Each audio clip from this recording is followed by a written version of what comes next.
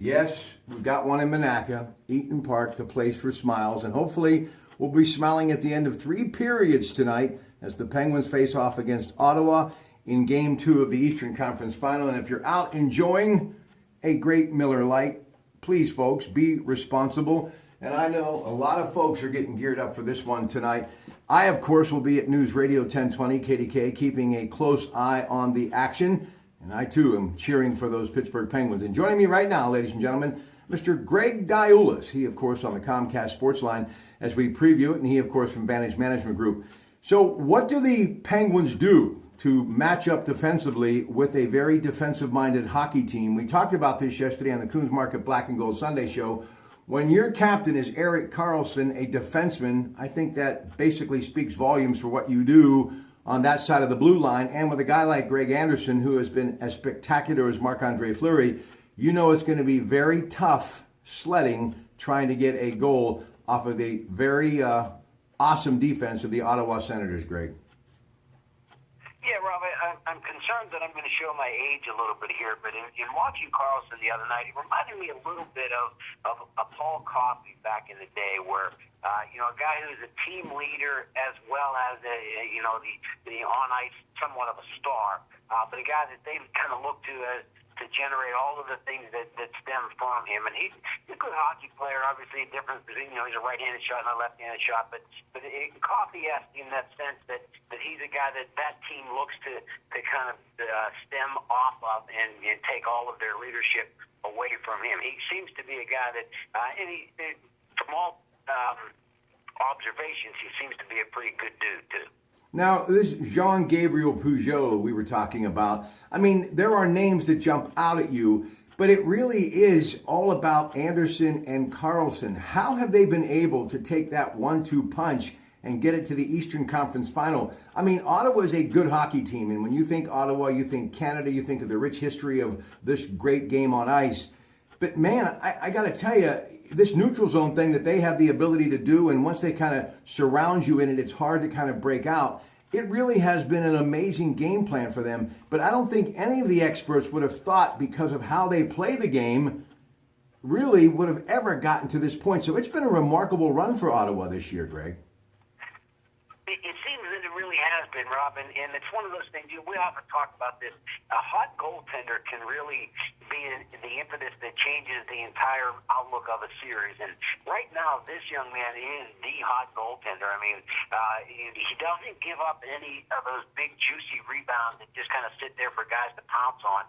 And I think that's the big part of what they are getting from him, in addition to that, what we used to call a neutral zone trap, where Penguins are going to be trying to dump the puck in or shoot long on him, hopefully to get some pucks that are ending up loose that they can pounce on. But right now, he's been able to control all of those rebounds, and therefore, there's nothing left to come up and eat up those scraps.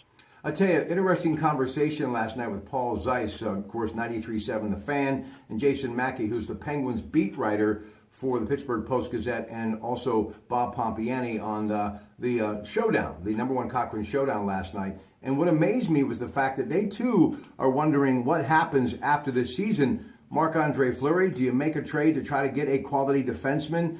Do you re-sign him and maybe even use Matt Murray as an offer as well, because he's got a lot of upside because he's very young? What do you think is going to happen once this season is over? I have to believe both of these guys, as they were saying on the show last night, really want to start every game in the National Hockey League. So one's going to be cut loose, don't you think? Well, we sort of had that same feeling last year that would be the case, but the Penguins were able to control their salary cap issues and keep two very good goaltenders, and it ended up being a godsend when Murray goes down right before the first of the playoff series this year. So it makes a lot of sense to try to get another hockey player as opposed to goaltender that's just going to sit there for a lot of the season. But as we've seen, oftentimes we'll take two goaltenders because one of those guys is going to get dinged up and dinged up for an extended period of time, most likely.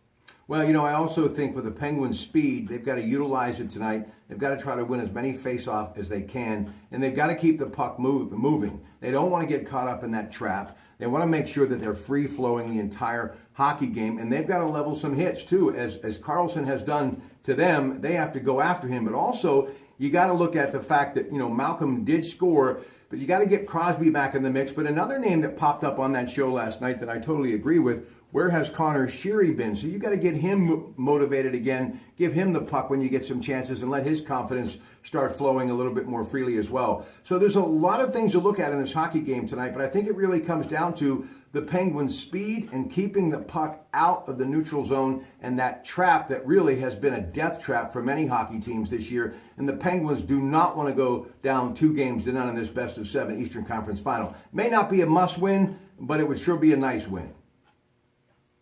Yeah, I agree. It's an important win. Let's look at it that way. You kind of stole my thunder there when you mentioned Connor Sheary and the speed. I was going to mention both he and Rust, as well as I think that what we're going to see is it Murray, number 7? Yeah, Murray, the older veteran who still plays with a lot of speed. That really seems to be, if you can get those three guys running loose a little bit to wreak those havocs once they get into the corners and cause some things to happen. I think that can be important for the Penguins tonight. Hey, listen, real quick, I care about all of these local places that are supply great beverages by Ed Shewalk, and I just wanted to tell you folks, get out and enjoy this wonderful game that is the National Hockey League. Not everybody fortunate enough to have tickets to the PPG Paints Arena, game to be seen on the NBC Sports Network, but I know American Legion Post 580 Monaca SOI, Paul Miller has really done some amazing things at his incredible place, P-Dubs. Talked to some friends, recently remodeled, added more TVs on top of TVs, so no matter where you're at, with that brand new bar that he put in, you're not going to miss any of the action. We know what Trisha Gray and Ashley and Brittany and Abby and, of course, Sam and Jimbo Klein have done at Jimmy K's great establishment, Corner Grill. Mr. Orslowski will be serving up some cold beer there tonight, and Jay Woolley, absolutely fantastic. Marion Hill Grill, so many places in this region want you to know they welcome you with great food, open arms, and some hockey action that you won't forget anytime soon. So, Greg, what do you think happens tonight in closing? Do you think that really it is going to be a Penguins team that is going to be really high-flying more so than we saw? They looked a little sluggish, a little lethargic in that first game. Do you think they're going to kind of come here tonight refreshed because they had the optional morning skate today with an attitude of, look, this is our building, we're the defending Stanley Cup champions, and we're going to make a statement here tonight? I believe that is what's going to happen, Rob. I think it's going to be one of those ones where they open it up, play a little bit more, as you say, high-flying, get more offense into the game, even if that means they may give up some more odd-man rushes as far as Ottawa responding to what they're doing. I think the Penguins wouldn't mind to get into a shootout more so than into those 1-0 type games. So I think that's what we're going to be looking for, is the Pens to take a little bit more chances to try and open up the ice a little bit more for both teams. I don't think it necessarily would be a bad thing to give up an early goal just to get the ice opened up. All right, folks, don't forget Eaton Park. They're open for business right now in your neighborhood. Great drive-through, too, so make a call, get your order, and relax a little bit this lunchtime. Greg Diolis, Vantage Management Group, Rock Pratte and the Pratt Pack Gym. Have yourself a great day, and let's go Penguins. Good afternoon.